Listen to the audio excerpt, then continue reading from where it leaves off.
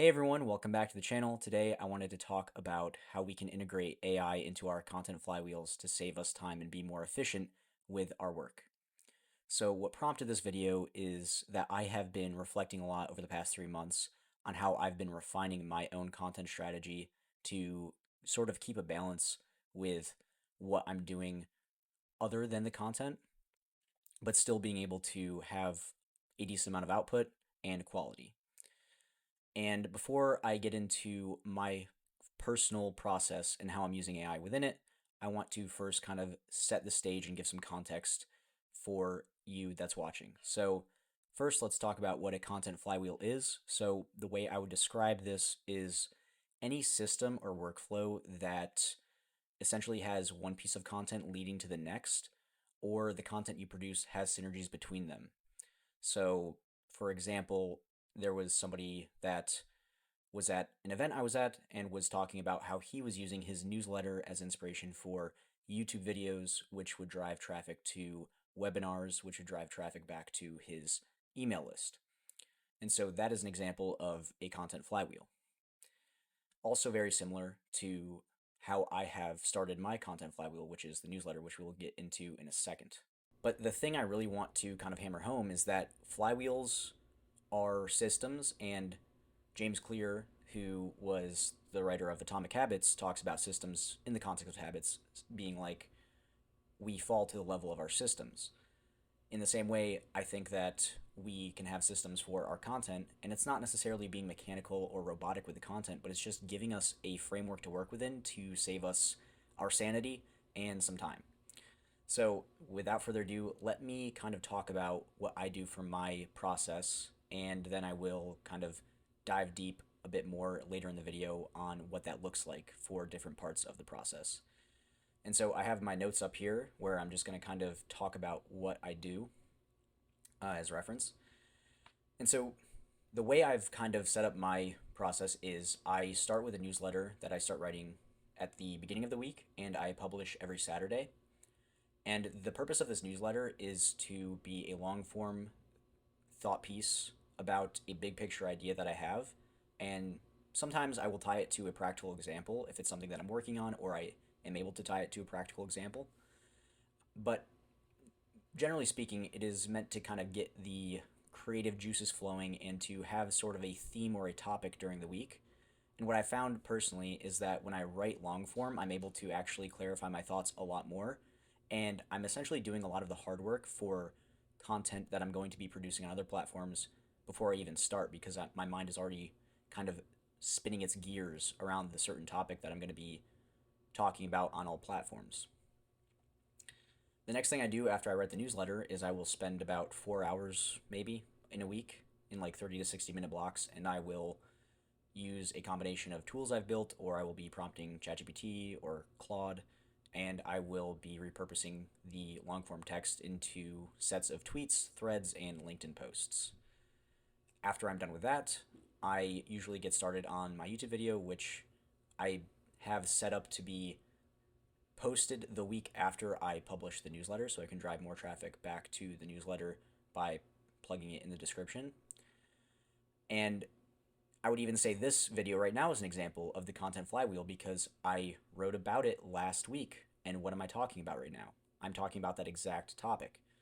So you kind of see where I'm going here is you're basically making your show notes or your YouTube video notes from the newsletter, which is really cool. So basically you're getting way more bang for your buck if you focus on a specific piece of content first.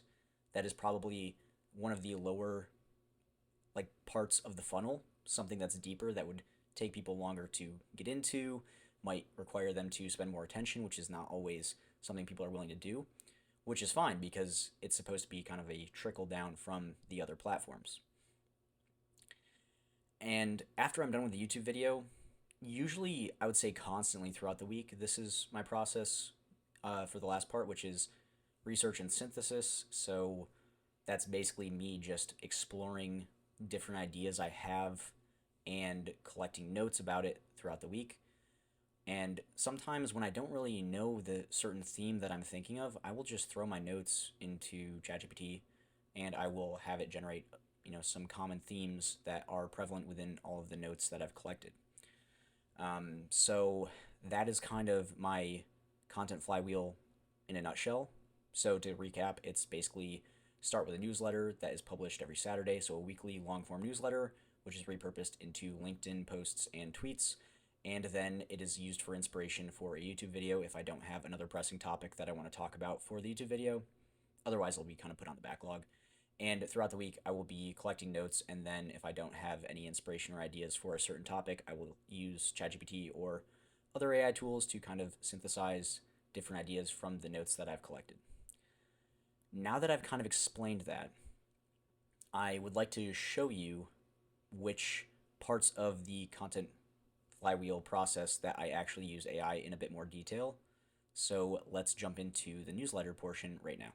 Alright guys, so first we're going to start with the newsletter part of the process, and I figured I would just start with coming up with a brand new topic idea just for the sake of the video, and I have a prompt here already loaded up, and basically what I'm doing here is I'm just kind of priming ChatGPT to kind of get into a certain mode that I'd like. So I'm saying, you're an expert copywriter.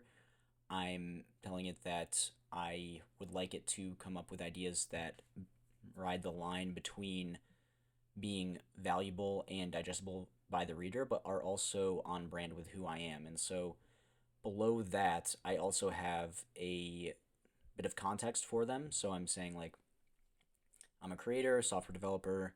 I've experience building AI apps. I focus on, content creation, repurposing, automation, all that good stuff. And I have a few tasks for it. So I'm saying, could you come up with 10 topics or big picture themes that I can write about that would fit well with the brand? Also come up with some headlines for each of these topics and create a rough outline for how the newsletter could be structured. And I also kind of trigger it to think about copywriting frameworks by saying, think of like AIDA, the 4 Ps, which is like push, promise, something like that. I think I have it pulled up because I searched it. Yes, the picture, promise, proof, push, and the APP. So just kind of telling it to get into the rhythm of what kind of writing I'm looking for. And we're just going to, in real time, see what it spits out. And so this may take a while because it's going to be generating 10, so I will kind of cut to the end once it's done generating all of the ideas. Okay, so it's generated the 10 ideas for us, so we can kind of have a peek at some of these. So like automating content distribution with AI, content repurposing, a strategy supercharged by AI. We have engaging your audience with AI-generated content, scaling content production with AI beyond human limits. We have draft outlines for each of these, AI in the future of content monetization. So the cool thing about this is like if you don't even have the notes yet, you can kind of work backwards for what topic you want to research by starting with the topic first. So let's say I picked the number 10, AI in the future of content monetization. So I'm inspired by this. I think this one could do well, and I think there's some incentive for people to read it because you're talking about monetization. It's still on brand because I'm talking about AI and the future of content. And so what I'll do here is I would go to a tool like perplexity.ai and I would maybe start a new thread specifically about content monetization and AI, and I would start researching. So probably asking, what methods do creators use to monetize their content today? What has AI unlocked for creators now that it's available to more of them? And once I have kind of all those notes, I can start to massage the idea a bit more with ChatGPT by saying, hey, we've kind of found these notes about the topic that I'm trying to write about. Let's see how we can, formulate this into a coherent argument for, whatever the topic is. Now, with that out of the way, this is kind of like the first part of the newsletter process, which is the ideation. It's also good for drafting, which I won't show because I don't necessarily have a topic to write about at the moment. I'm actually kind of like halfway done with the topic for next week anyways, because I do prefer just kind of writing on my own for clarity of thought. So that is all good, but I think something that could be beneficial for you to see is the critiquing of your articles. So Another thing I would like to do with with ChatGPT or other models and some tools I plan to build in the future is being able to critique your content based on certain criteria. So like the coherence of the article, like does it actually make sense when it's read together in one go? The persuasiveness and the argument itself, like how much weight does that stand? Do I need to add more evidence? Do I need to, flesh out a topic a bit more to really explain myself? You could also talk about, word choice. You could talk about transitioning, brevity or conciseness, because I think, especially in today's age, although this is a long form, you do want to kind of try to keep your newsletter tight to make sure that people's attention does not wane over the course of reading the article. So I could actually show you that now. So let me cut to critiquing my current article that I'm writing for next week, and I will just show you some of the power that simple tools just like ChatGPT have that could help you maybe get a better idea of like where you're at with your article if you're not feeling confident where it's at. So like you may know like yes, this is a good article, I'm good with it. I don't need to ask ChatGPT or I don't need to double check with other people. Maybe you have people that are proofreading it, so that's also a good option. But this is just more so for you to have more confidence in your content by just having a second party just analyze it. So let me get into that. All right, guys. So now we're going to go over how to critique our newsletters that we're writing with ChatGPT. So this is exactly what I do. So I have my draft right here, infinite courses from your content using AI. As you can see, it's kind of almost already done. I was pretty inspired the other day to just keep writing. And I'm going to keep it on the same thread just because I don't think it's necessarily terrible to do this. But right now I just have a prompt that says you are tasked with critiquing my newsletter draft. Your task is to critique it on the following criteria: coherence, how well does the article flow when it's read in one go? Word choice, is the language easy to understand? Does it have an active or passive voice? Persuasiveness of the argument, does the point I am trying to make actually hold up, or do I need to buff up certain parts to make the argument stronger? So now I'll say, please find the article below delimited by A tags. And I just paste it in. And the delimiters are just basically to help the language model understand exactly where you're asking it to critique. So I'm just trying to segment that from the rest of the text in the prompt. And you'll also notice that in the previous prompt too, I like to use numbered lists for more complex tasks or when I want the model to like think more is the way you can think about it. So you're basically saying you're giving it a set of steps to follow through with. So you're saying not just critique it on criteria, but we're going to critique it on coherence, but we're going to critique it on coherence, word choice, persuasiveness of the argument, and giving certain prompts to the model, like what are you trying to look for.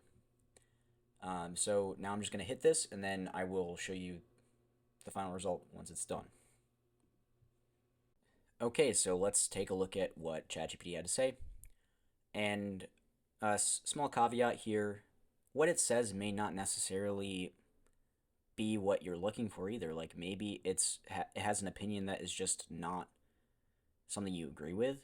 But I have found it helpful, at least for me, because I know when I'm writing something and let's say I've been writing it for like a week, it's kind of like near the end, I just want to double check and I'm a bit too close to the subject. It is nice to have a, kind of like detached third party look at your article and say, hey, here's what I see. And so ChatGPT is a perfect tool to use because it's pretty smart and we don't need to waste real people's time. So let's see what it says. So it's saying, like coherence, it says it's pretty smooth in the beginning, but there is the leap from explaining the audience to detailing the digital and microeducation trend is sudden. So it's saying right there, like maybe we should double check, like there's a bit of a jarring transition from like the first quarter of the newsletter to this second quarter of the newsletter. And it's also giving us suggestions, which is nice. like, introduce clear subheadings to delineate sections for better reader navigation and flow. And now on the word choice, it's saying it's generally accessible with a mix of active and passive voice. However, the use of passive voice in certain sections can dilute the impact of your arguments. For instance, a tool that lets you continuously create content could be more dynamically phrased as a tool that empowers you to continuously create content. There are also a few instances of informal language. Dude, are you making a course for this? And minor typos. When are you making a course for this? Which, while adding a conversational tone, might affect the perceived professionalism of the article. So here I will say I actually disagree. I know what I'm saying here, and I'm trying to make it more personable and write like I'm talking, because I found that kind of writing just does better for me anyways. When I see that kind of writing, I'm more likely to read it. So I'm just kind of going with what I enjoy reading. But the typo catch is nice as well. And the persuasiveness of the argument. It's saying argument potential revolution content creation and monetization is persuasive, particularly the innovative concept of the infinite course machine. However, the argument would benefit from bolstering in a few areas. Specifically, while you assert the value of learning from other humans over AI in entertainment versus education comparison, the leap to how AI can be instrumental in creating educational content is not fully bridged. So the reader might question how AI aligns with the value of human-led education. Great. That is perfect. This was kind of an area I felt shaky on as well. So this kind of confirms for me that I want to double back and really dive in there and make sure that is as strong as it can possibly be. And with that, I think we are done with kind of like the first step of the process that I do. So for newsletters, again, I usually like to use ChatGPT or my tools that I have to kind of come up with ideas and ideate, and then draft as well if I'm really feeling uninspired, although that's very rare when that happens. I usually just like to put on some music, relax, and type away, and just kind of edit afterwards in a different session. And then critiquing, I think, is also, I really do think that this is a underrated feature of how large language models can help you in your writing, because it's just another set of, albeit, not actual eyes, but it's another set of eyes that can see things that maybe you're not picking up on. Large language models are very good at dealing with large quantities of text, much better than humans are. So even like the small thing like the typo, I think that's very important, because I don't want typos in my newsletter. But that is essentially what I do for the beginning phases. I just do that. But now I want to switch gears, and we will jump into how I repurpose newsletters for Twitter and LinkedIn. All right, guys, so now we're going to be moving on to repurposing the long-form newsletters. So for this example and for the video, I'm just going to be showing you how to repurpose the article into threads. The reason I like threads specifically is because they double as a really good long-form LinkedIn post as well, in my experience. Like, a lot of the threads that do well on Twitter will also kind of do well on LinkedIn. So with that being said, let's kind of jump into what I'm doing here. So I am using Claude. I'm using Anthropic for this example because I've had some friends in Austin that are more into the prompt engineering all the time, and they've said in their experience they've noticed that Claude tends to be more human-like in its writing, and you can kind of command that a bit easier than you can with ChatGPT. And this is not the usual interface. I'm using the dev console because this gives me access to Claude 3 Opus, which you'd have to pay a subscription for if you use the interface, so I'm not doing that. And I also like it because when I'm trying to test out prompts for tools I'm using, they have a neat little button here that gives me the code that I can just pop in to mine. So I have a JSON prompt here because anecdotally, and also from talking to other people in the space, they have found that JSON format is somewhat helpful for the models to better understand what you're trying to do, because they can kind of compartmentalize each part of the prompt in this very structured format much easier than they can with just a blob of text saying do this, do this, do this. So we have like the response format. It's like Twitter thread, clear delineation between tweets, no emojis, hashtags, etc. We have the content details, like what the key points are going to be, the objective and the outcome and all that good stuff. And then in the user message, I have the article that I want to repurpose. So this is one of my latest articles, which is how to leverage AI in your content flywheel, the newsletter that inspired this video. and super meta. But anyways, we have the article pasted, and then at the bottom I have just a reminder to it to use a certain format that I like, which is the hook, lead, points, summary, call to action. So the hook just to catch the user or the reader. The lead is optional, but it's just to give extra context in case you think you need it. Then the points are each separate tweets. Summary, which is like the recap. So like to recap, we talked about X, Y, Z, whatever. And then the call to action is like to follow, retweet, subscribe to my newsletter, etc. So what I do is I'm just going to run this, and then I will come back when it's done, and we will take a look, and then we will move on. Okay, so we have this output here, and this is kind of what it said. So it has the hook saying, I've talked a lot about how AI makes it easier to express creativity, but how do you actually integrate AI into your content workflows? In this thread, I'll break down my content flywheel strategy and how I use it to, or how I use AI to enhance it, and let's dive in. And then it has each of the points. I'm very happy that it had some listicle format in here as well, because I think lists are easier for people to read, so I enjoy that. But it kind of goes through every single point in my newsletter. I know this because I wrote the newsletter. If you want to confirm, you can go and check out my newsletter, link in the description. But anyways, so right here, what we have is we have the thread, and now what we can do is we can just put this into whatever your favorite scheduling app is. If it's Tweet Hunter, if it's Hype Fury, if it's Buffer. I don't know if they allow threads because I don't use Buffer. Or if you're just scheduling these right on the platform, this is a very, very good way to just get that low-hanging fruit and get it faster, and you've already done the work with the newsletter. So it's like you're getting 2 for 1 right now. Actually 3 for 1, because this thread, I guarantee you, would be a perfect long-form LinkedIn post. The only thing you need to remove is kind of like the points. Like you don't need to say 0.6, 0.7. You could probably remove that in the prompt too. But my point here is literally now from this newsletter, we already have a thread and a LinkedIn post, because we can use the same writing for each, and we haven't even made other tweets yet, which we could make a ton out of this long form newsletter. But for the sake of the video and to try to keep it a bit shorter so you can watch the rest of it, I just want to show you the one that I am most excited about, which is writing threads, because they double as LinkedIn posts. So that is the second step right here, is I'm using Claude to repurpose my long form newsletter. I do also use tools that I'm kind of prototyping at the moment, so they're not really up to snuff to where I'd want them to be for me to use on a regular basis, but I do enjoy doing that if I'm feeling a little bit extra unmotivated to massage the prompts in one of these consoles. And with that being said, let's kind of move on to the YouTube video. All right, and now for the YouTube video. This one is going to be kind of short because it's literally what I just did before I started recording the video, which is come up with more of a script and an outline.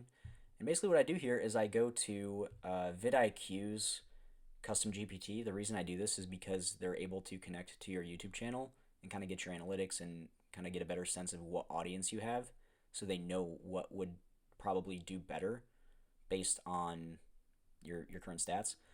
And so all I'm saying is, like, let's just make a YouTube video that is about the following newsletter I wrote. And I just pasted in the Content Flywheel newsletter that I just published. And it asked me to connect my YouTube channel, gave me a few other ideas. I kind of pushed back and said I just want to kind of stick with something that is pretty specific and says exactly what the video is going to be about. So like how I use AI in my Content Flywheel, from newsletter to tweets, LinkedIn posts, and YouTube videos. And so it's going through here, and then it gives you 4 options. You can get an expert title, script, thumbnail, and coach. And for me, I really just wanted the script outline. So I don't even really look at the hook, to be honest, because I just want to talk how I usually talk. But the bullet point outline is just kind of nice for me to reassure what the structure of the video is going to be about. And that's really all I do for the YouTube videos, especially if they're from the newsletter, because what I also do is I will just reread my newsletter a few times before turning on the camera, and I'll also have my newsletter pulled up as my notes, and I'm able to kind of reference that throughout the video. So basically the newsletter is kind of like, I think I already said this, but it's your show notes. It's your YouTube notes for the video. If you're just making a talking head video about the subject that you want to talk about, you've already written out all of the ideas in a thoughtful way with a persuasive argument. So now you just have to take that text and you have to talk, and that's it.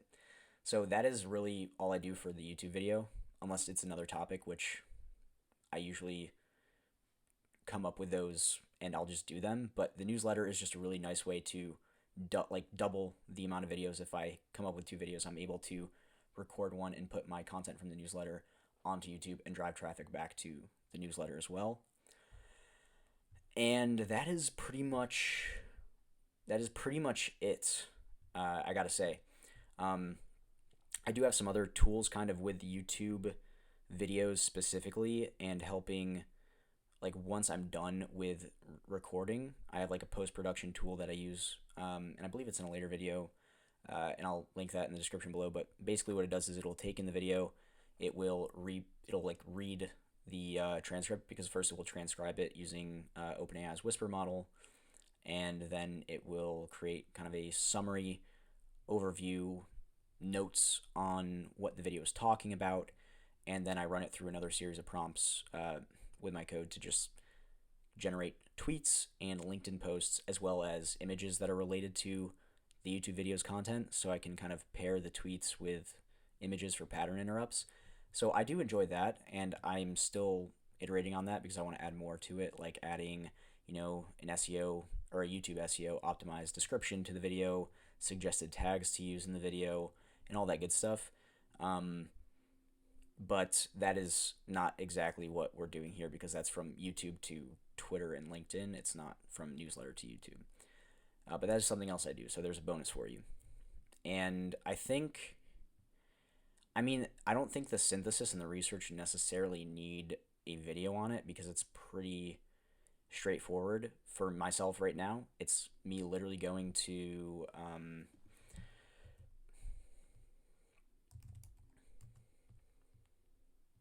here. So I go to Perplexity, and what I will do is I will go to my library. I will start a new collection, and I would call this probably like whatever the next topic was going to be about. So AI and content monetization. And we'll add an emoji because I'm feeling like an angel today. And I can't spell. Doesn't matter. No one else is going to see this. And we will just create it. This is just for organization. And I really like Perplexity because it's really good at just pulling from all these different sources and synthesizing it in like real time. It's just a much better search engine, in my opinion. And I've heard the same from a lot of people, especially from the research community. They seem to enjoy it a lot. So where there's smoke, there's fire. Just saying. And I would just start looking up different things. So, like, how do creators monetize their content today? And we'll put pro on because,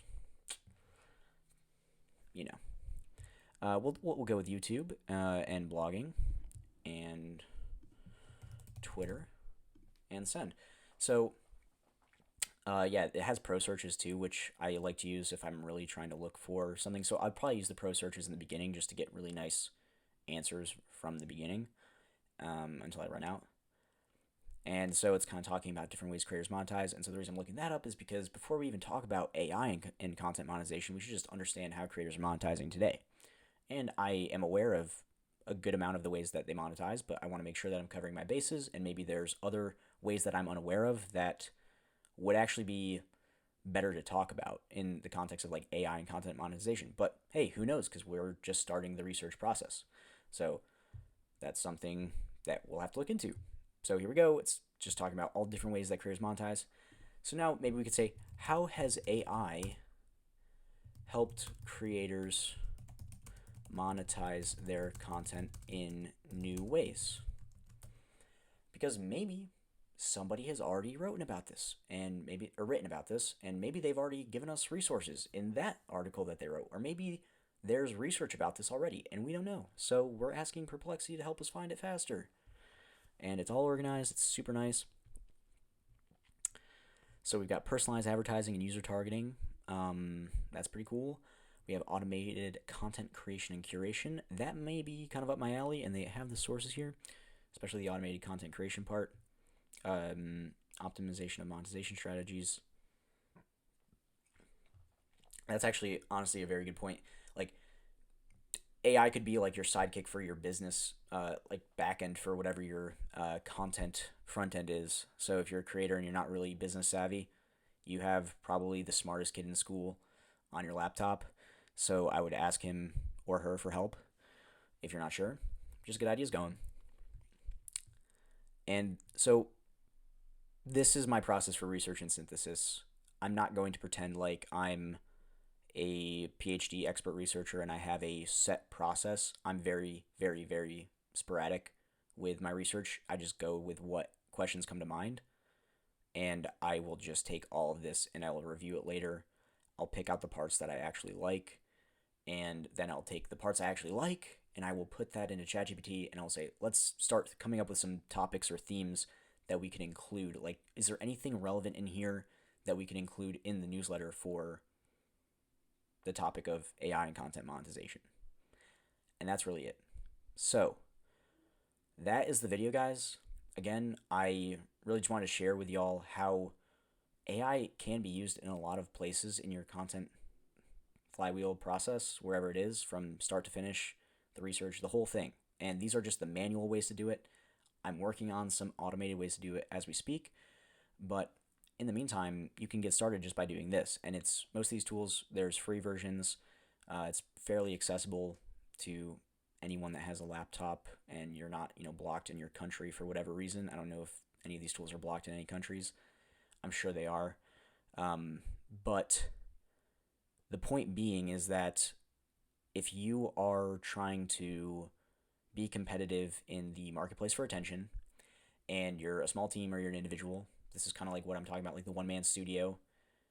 You need to have systems in place that are going to help you have balance and sanity for yourself, because you are the vessel still. Like, you are the thing that is kind of managing all parts of your content process. So you need to be good for the rest to be great.